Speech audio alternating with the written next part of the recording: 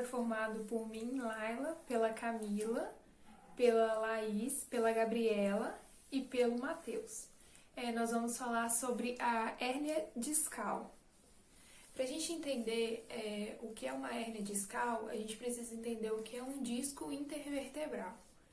O disco intervertebral ele está localizado sempre entre duas vértebras. A nossa coluna vertebral ela possui 23 discos intervertebrais. Esses discos, entre outras funções, possuem a função de amortecer impactos e auxiliar nos movimentos.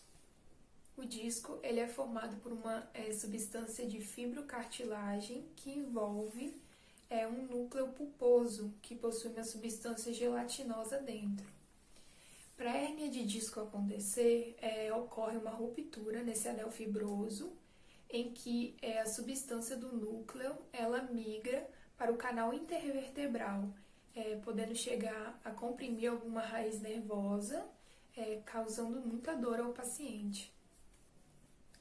A dor ela pode ser tanto causada pela compressão das raízes nervosas ou através de mediadores inflamatórios que são liberados nesse processo de compressão. As hérnias discais elas podem ser do tipos protusas, extrusas ou sequestradas. As protusas é quando o disco ele se alarga, porém não há rompimento da parede de fibrocartilagem e não há extravasamento de líquido. Porém, a sua parede ela pode encostar em alguma raiz nervosa, comprimi-la e gerar dor ao paciente. Nas extrusas, ocorre um rompimento ou uma fissura no anel fibroso do disco e o conteúdo gelatinoso ele sai do disco e comprime alguma raiz nervosa, o que pode gerar dor ao paciente. Nas sequestradas, ocorre também o rompimento do anel fibroso e o conteúdo do núcleo pulposo ele entra para dentro do canal vertebral, podendo comprimir várias raízes nervosas e até gerar um processo inflamatório pelo conteúdo do núcleo ser muito ácido, gerando assim uma reação química ali dentro do canal vertebral, gerando muita dor para o paciente.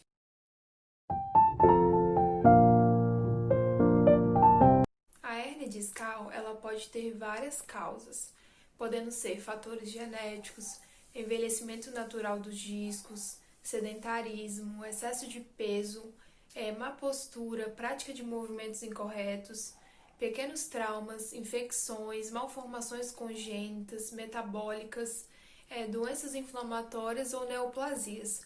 Existem outras causas, mas essas são as mais comuns.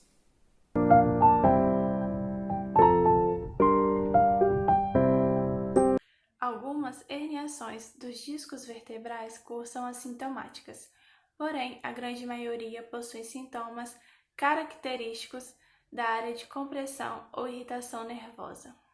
Geralmente, o paciente surge com queixa de dor intensa, com irradiação para o local a qual a raiz nervosa foi afetada, com queixas de fraqueza muscular, parestesia, que é um formigamento, e ou paresia, que é a perda parcial da motricidade do membro que foi acometido. Na região da cervical, a dor se inicia no pescoço e se irradia para braço, antebraço e mãos.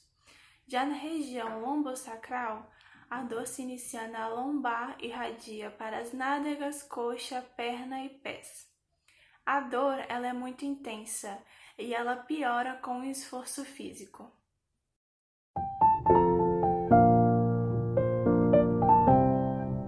Um diagnóstico de hérnia de disco realiza-se primeiro a anamnese, na qual serão coletados os dados do paciente, onde o mesmo irá relatar a sua queixa em relação à dor, a localização, se há irradiação ou não e fatores de alívio ou agravamento.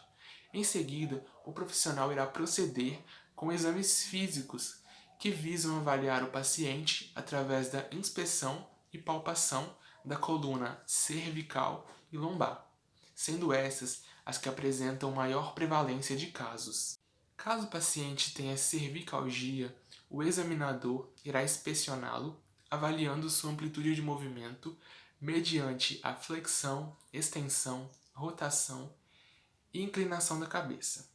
Já na palpação, ele irá palpar as partes moles e ossos desta região, em busca de pontos dolorosos, tumorações e os processos espinhosos das vértebras cervicais.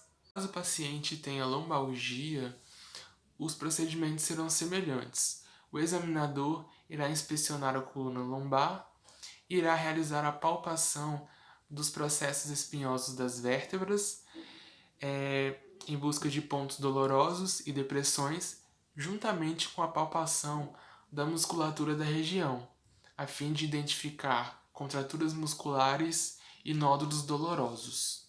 Também alguns testes que auxiliam na identificação da hérnia de disco. Um exemplo é a manobra de Sperling, cujo paciente ele irá realizar uma flexão lateral da cabeça e, caso haja um aumento de sintomas radiculares, considera-se positivo. Outro teste é a manobra de Patrick ou Fabry, onde o paciente ele vai ficar em posição supina, com o quadril e o joelho flexionados e o pé apoiado no joelho contralateral.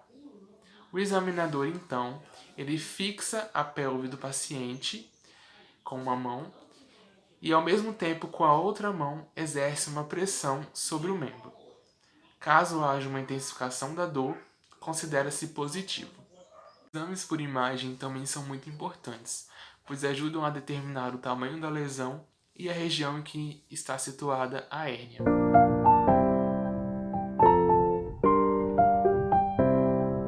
Prevenção e recomendação com relação à hérnia de disco.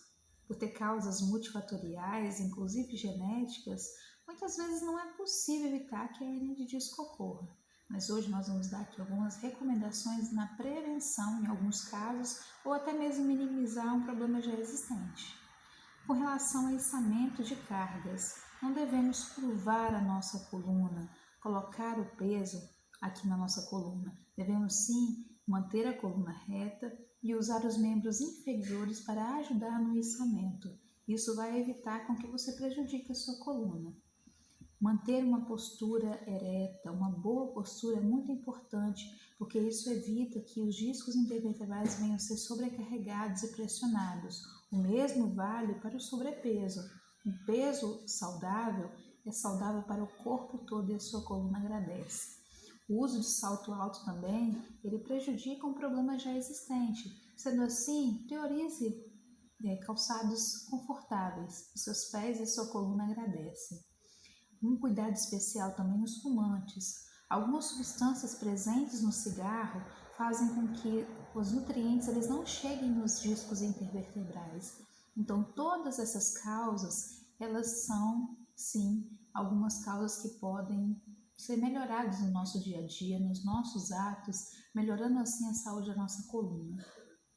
Sempre são recomendados exercícios físicos para o nosso corpo, para a nossa coluna, para o nosso bem-estar.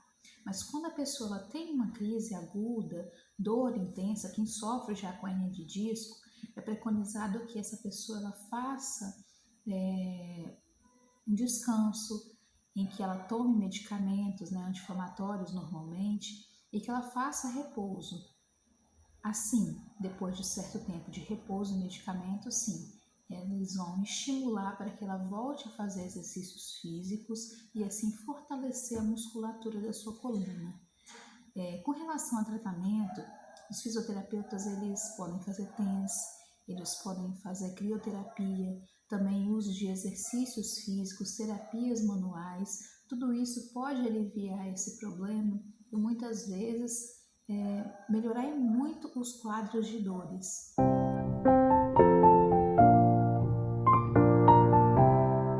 Casos de hérnia discal, o exame por imagem é indicado para que seja observada corretamente as partes e seja feito o diagnóstico de acordo com os sintomas no qual o paciente apresenta.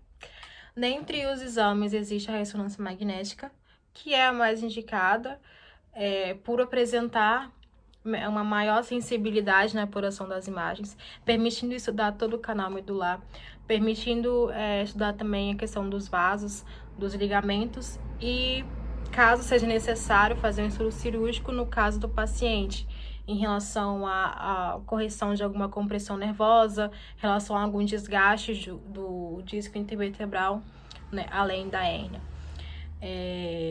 Então, na ressonância magnética, as partes são bem mais detalhadas e o diagnóstico é bem mais apurado. Na tomografia computadorizada, o paciente, ele primeiramente acaba sendo exposto a um maior nível de radiação, mas ela permite o estudo da coluna em uma grande dimensão também. O canal medular ele fica bem visível nesse exame, e a radiografia, ela, dos três, é a menos utilizada, porém ela tem sim uma grande relevância